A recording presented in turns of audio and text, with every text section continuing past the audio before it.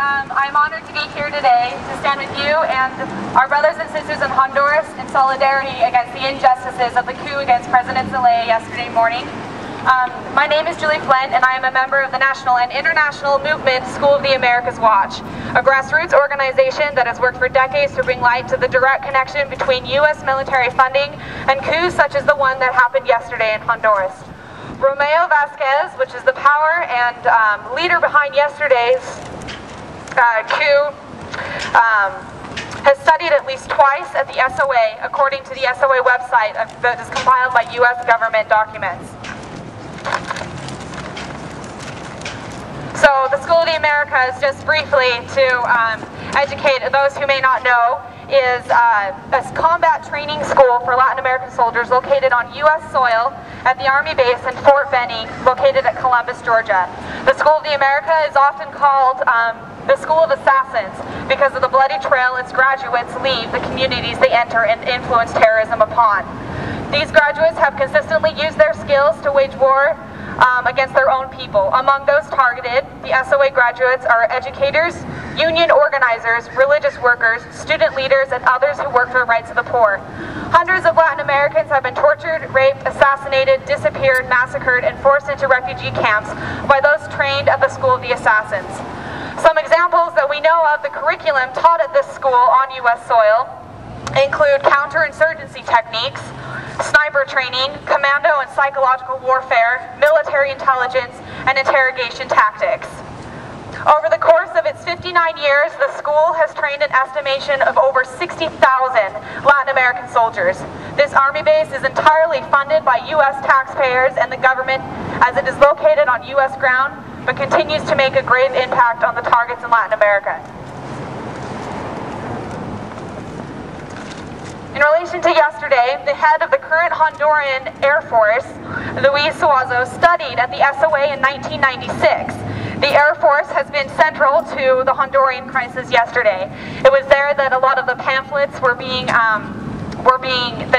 Zelaya was wanting to distribute were confiscated and stored there. One of the Air Force bases was also the first place that the president was taken to before he was immediately evacuated into Costa Rica.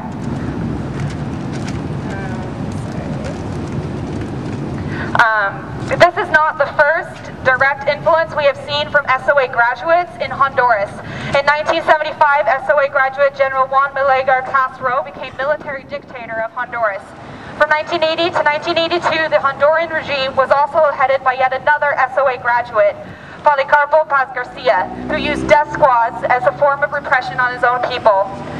The SOA connections in Latin American coups are all too familiar when we remember in April of 2002, the democratically elected Chavez government of Venezuela was briefly overthrown, and the School of the America trained soldiers Efren Vasquez Velasco, who's an ex-army commander, and General Ramirez Bobeda were key players in the coup attempt.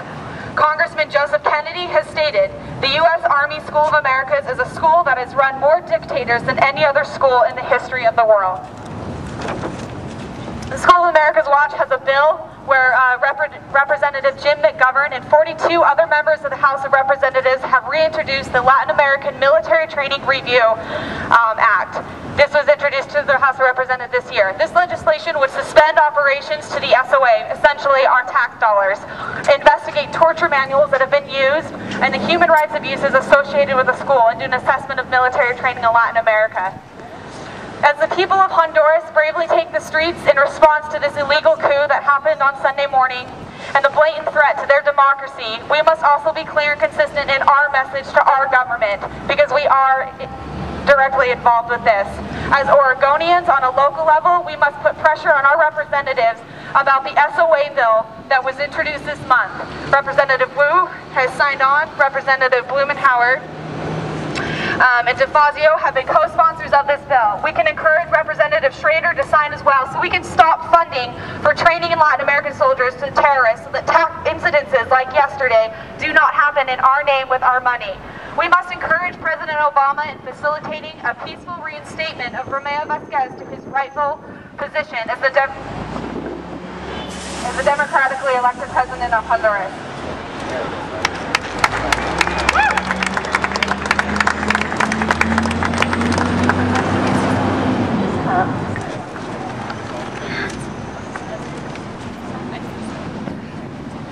Thank you. I'm a Honduran-born child of displaced by migration. We're on federal property. We're on federal property. So next time we should just get permission. And I want to